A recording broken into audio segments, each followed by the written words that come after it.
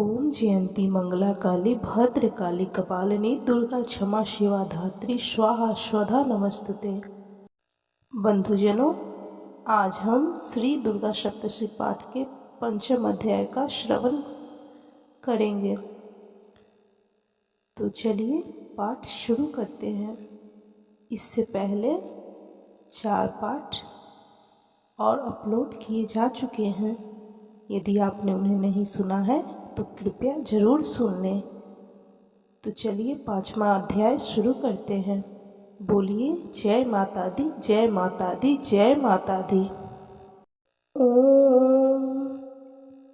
इस उत्तर चरित्र के रुद्र ऋषि हैं, महासरस्वती देवता हैं, अनुष्टुप छंद हैं, भीमा शक्ति है, भ्रामरी बीज है, सूर्य तत्व है और शामदेव स्वरूप है। महासरस्वती की प्रसन्नता के लिए उत्तर चरित्र के पाठ में इसका विनियोग किया जाता है।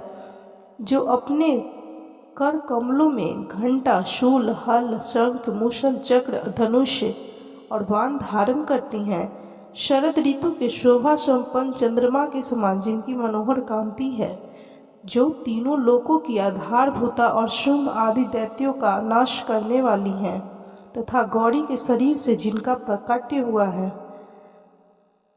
उन महासरस्वती देवी को मैं निरंतर भजन करता हूँ। ऋषि कहते हैं, पूर्व काल में शुंभ निशुंभ नामक असुरों ने अपने बल के घमंड में आकर शचीपति इंद्र के हाथ से तीनों लोकों का राज्य और यज्ञ भाग छीन लिए। वे ही दोनों सूर्य, चंद्रमा, कुबेर, यम और वरुण के अधिकार का भी उपयोग करने लगे। वायु और अग्नि का कार्य भी वही करने लगे। उन दोनों ने सब देवताओं को अपमानित, राज्यभ्रष्ट, पराजित तथा अधिकारहीन करके स्वर्ग से निकाल दिया। उन दोनों महान असुरों से तिरस्कृत देवताओं ने अपराजिता देवी का स्मरण किया और सोचा, जगदम्बा ने हम लोगों को वर दिया था कि आपत्ति काल में स्मरण करने पर मैं तुम्हारी सब आपत्तियों को तत्काल नाश कर दूंगी। यह विचार कर देवता गिरिराज हिमालय पर गए और वहां भगवती विष्णु माया की स्तुति करने लगे। देवता बोले, देवी को नमस्कार है, महादेवी शिवा को सर्वदा नमस्कार है, प्रकृति एवं भद्रा को प्रणाम है। हम लोग नियम पूर्वक जगदम्बा को नमस्कार करते हैं, रौद्र को नमस्कार करते हैं, नित्या, गौरी एवं धात्री को बारंबार नमस्कार है, जयोत्सनामयी, चंद्र रूपाणी एवं सुख स्वरूपा देवी को सतत प्रणाम है। शरणागतों का कल्याण करने वाली वृद्धि एवं सिद्धि रूपा देवी को हम बारंबार नमस्कार करते हैं। नैऋति राक्षसों की लक्ष्मी, राज्यों की लक्ष्मी तथा सवर्णी शिव पत्नी स्वरूपा आप जगदम्बा को बारंबार प्रणाम है। दुर्गा, दुर्गपारा, दुर्गम संकट से पार उतारने वाली, सारा सबकी सारभूता, सर्वकारिणी ख्याति कृष्णा और ध्रुमा देवी को सर्वदा नमस्कार है। अत्यंत सौम्य तथा अत्यंत रौद्र रूपा देवी को हम नमस्कार करते हैं, उन्हें हमारा बारंबार प्रणाम है। जगत के आधारभूता कृति देवी को बारंबार नमस्कार है। जो देवी सब प्राणियों में विष्णु माया के नाम से कही जाती हैं, उनको नमस्कार, उनको नमस्कार, उनको बारंबार नमस्कार है। जो देवी सब प्राणियों में वृत्ति रूप से स्थित हैं, उनको नमस्कार, उनको नमस्कार, उनको बारंबार नमस्कार है। जो देवी सब प्राणियों में स्मृति रूप से स्थित हैं, उनको नमस्कार, उनको नमस्कार, उनको बारंबार नमस्कार है। जो देवी सब प्राणियों में दया रूप से स्थित हैं, उनको नमस्कार है, उनको नमस्कार है, उनको बारंबार नमस्कार है। जो देवी सब प्राणियों में तुष्टि रूप से स्थित हैं, उनको नमस्कार, उनको नमस्कार, उनको बारंबार नमस्कार है। जो देवी सब प्राणियों में माता रूप से स्थित हैं, उनको नमस्कार, उनको नमस्कार, उनको बारंबार नमस्कार है।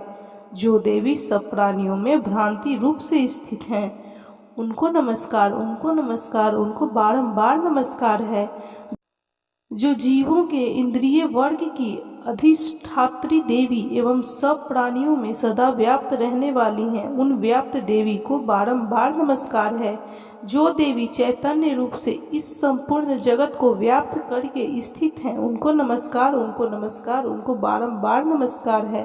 पूर्व काल में अपने अभीष्ट की प्राप्ति होने से देवताओं ने जिनकी स्तुति की तथा देवराज इंद्र ने बहुत दिनों तक जिनका सेवन किया, वह कल्याण की साधना भूता ईश्वरी हमारा कल्याण और मंगल करें तथा सारी आपत्तियों का नाश कर डालें।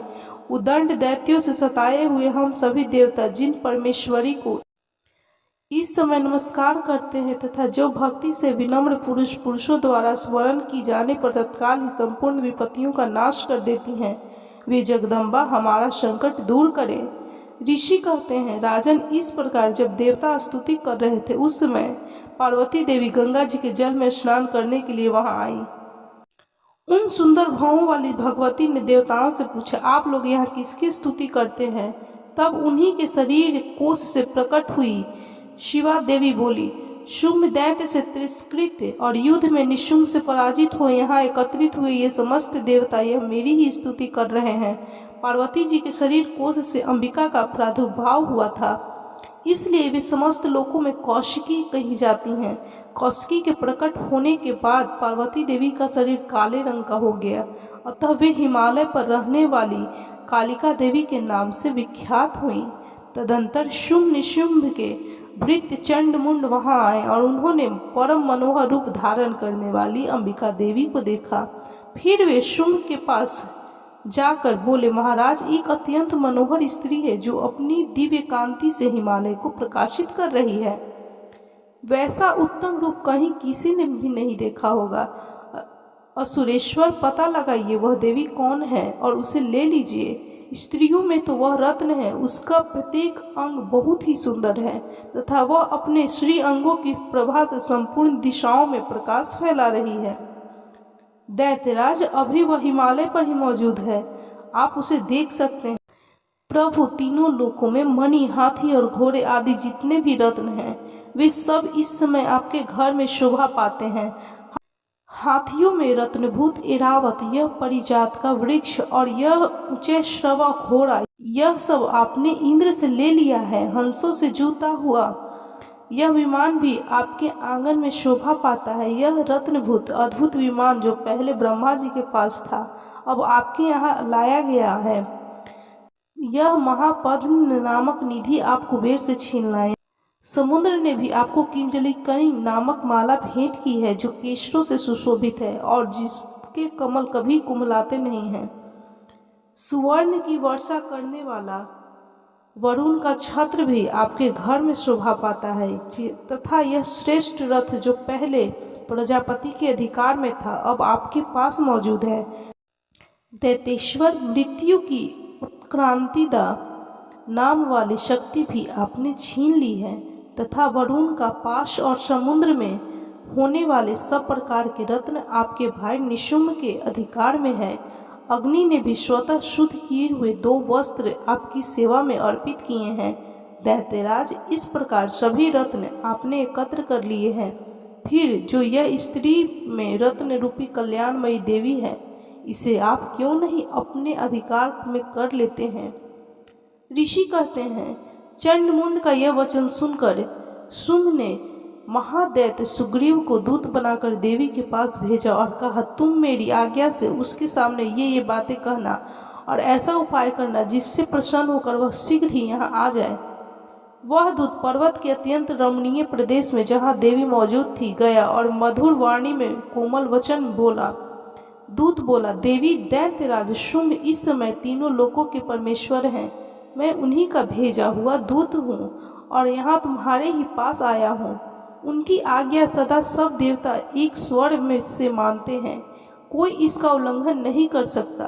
वे संपूर्ण देवताओं को परास्त कर चुके हैं। उन्होंने तुम्हारे लिए जो संदेश दिया है उसे सुनो। संपूर्ण त्रिलोकी मेरे अधिकार में है, देवता भी मेरी आज्ञा के अधीन चलते हैं। संपूर्ण यज्ञों के भागों को मैं ही पृथक पृथक भोगता हूँ। तीनों लोकों में जितने श्रेष्ठ रत्न हैं वे सब मेरे अधिकार में है। देवराज इंद्र का वाहन एरावत जो हाथियों में रत्न के समान है, मैंने छीन लिया है। क्षीर सागर का मंथन करने से जो अश्व रत्न उच्च श्रवा प्रकट हुआ था, उसे देवताओं ने मेरे पैरों पर पकड़कर समर्पित किया है।